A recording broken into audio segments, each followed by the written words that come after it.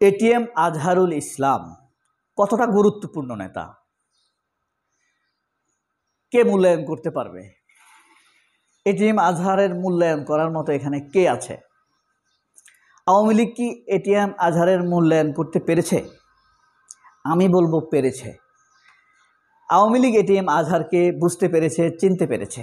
এ কারণেই তাকে ফাঁসির দুয়ারে নিয়ে গিয়েছে। আওয়ামী লীগ ডাক্তার শফিকুর রহমানকে এতটা থ্রেট মনে করেনি, এ কারণে তাকে নেয়নি। জেলে নিয়েছে কিন্তু ওই পর্যায়ে নেয়নি।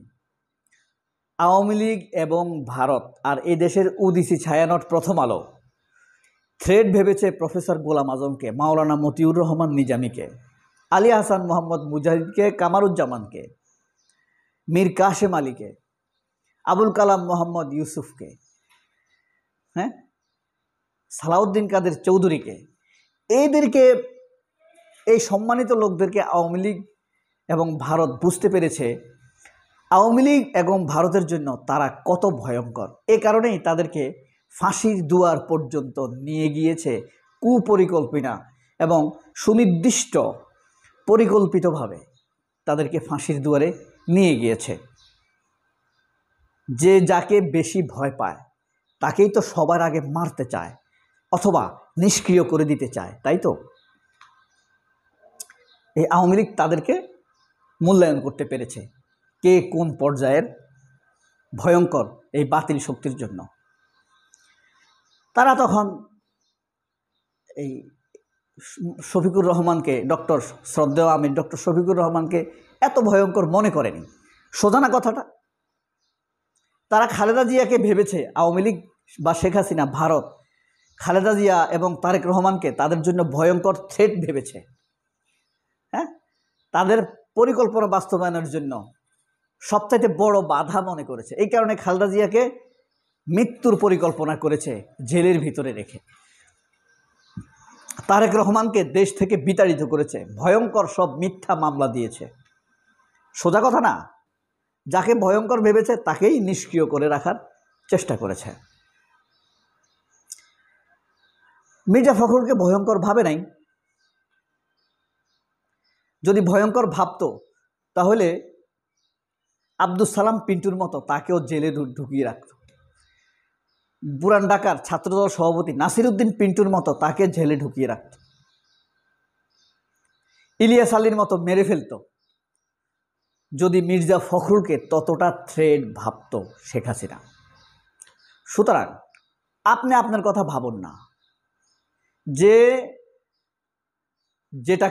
যাকে যত বড় শত্রু মনে করবে সে সেটাকে দমানোর চেষ্টা করবে, প্রতিহত করার চেষ্টা করবে। প্রতিহত করার পদ্ধতি দুইটা, এক হইল ভয়ঙ্কর পদ্ধতি, আর একটা হলো গণতান্ত্রিক পদ্ধতি। যাকে যেভাবে পারবে তাকে সেভাবে প্রতিহত করবে। খালেদা জিয়াকে আইনিভাবে করেছে, মতিউর রহমান নিজামীকে আইনিভাবে করেছে। এখন আপনার প্রশ্ন আসতে পারে, মতিউর রহমান নিজামী, কামারুজ্জামান, আলী হাসান মোহাম্মদ মুজাহিদ, সালাউদ্দিন কাদের চৌধুরী তাদেরকে ফাঁসি দেওয়া হয়েছে, খালেদা জিয়াকে কেন দেয়নি? খালেদা জিয়ার জনপ্রিয়তা তাদের চাইতে বেশি, প্রতিক্রিয়া হবে দেশের বেড়ে, তারা সেই পদ্ধতি নিছে। ইলিয়াস আলীকে এভাবে জেলেও রাখা যাবে না, আবার ফাঁসিও দেওয়া যাবে না, এই কারণে তাকে মেরে ফেলেছে। মতিউর রহমান নিজামীকে ফাঁসি দেওয়া সম্ভব হবে, এই কারণে তাদেরকে যাকে যেটা দিয়ে সামাল দিতে পারবে তাকে সেটা দিয়ে করেছে। কথাটা পরিষ্কারভাবে শুনতে হবে, শত্রু হিসাবে না। আপনাদেরকে আমি খুব ভালোবাসি, এই কারণে আপনাদেরকে আমি সত্য বলি, নিজের মনের যুক্তিসঙ্গত বিশ্বাসের কথা বলি। আপনি ধরেন মির্জা আব্বাসকে যদি আওয়ামী লীগ ভয়ঙ্কর ভাবত, তাদের জন্য থ্রেট মনে করত, তাহলে এক নম্বরে মির্জা আব্বাসের ব্যাংক খেয়ে ফেলত। ঢাকা ব্যাংক মির্জা আব্বাসের না, এটা খেয়ে ফেলত। আপনার মির্জা আব্বাসের চাইতে আওয়ামী লীগ মোসাদ্দেক আলী ফালুকে বেশি ভয়ঙ্কর ভেবেছে। আপনি যাই মনে করেন না কেন, তাকে দেশে থাকতে দেয়নি, বিতাড়িত করেছে। মোসাদ্দেক আলী ফালুকে আপনি যতই খারাপ মনে করেন, আওয়ামী লীগ তাদের জন্য থ্রেট মনে করেছে। এরপরে আপনি ধরেন এই যে এই কাশেম, পার্টেক্সের কাশেম, তাকে থ্রেট ভেবেছে? ভাবেনি। থ্রেট ভাবলে তার ব্যাংক খেয়ে ফেলত। জামায়াতকে থ্রেট ভেবেছে, এই কারণে জামায়াতের ব্যাংক, এত বড় ব্যাংক, আন্তর্জাতিক ব্যাংক হওয়া সত্ত্বেও খেয়ে ফেলেছে ইসলামী ব্যাংকে। কারণ তারা ভেবেছে জামাত যদি অর্থনৈতিকভাবে শক্তিশালী হয় তাদের জন্য এটা থ্রেট হয়ে যাবে। তারা ভেবেছে মির্জা আব্বাস যত শক্তিশালী হোক তাদের জন্য থ্রেট না, তাদের জন্য নেগোসিয়েশন আছে। ফখরুল ইসলাম আলমগীরকে যদি তারা থ্রেট ভাবত তাহলে ফখরুল ইসলাম আলমগীরের বইয়ের নামে মামলা দিত, মেয়ের নামে মামলা দিত, তার জামাই ফাহাম আব্দুল সালামের নামে মামলা দিত, মির্জা ফখরুলের ভাইদের নামে মামলা দিত।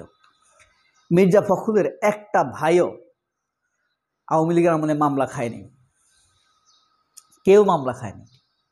তাহলে বুঝতে হবে আওয়ামী লীগ কাকে থ্রেট ভাবত। হ্যাঁ, তো এই যে এটিএম আজহারুল ইসলামকেও তারা থ্রেট ভাবত। এই কারণে এটিএম আজহারকে ফাঁসি দেওয়ার জন্যই যুদ্ধাপরাধীর মামলা জড়ানো হয়েছে অনেক পরে।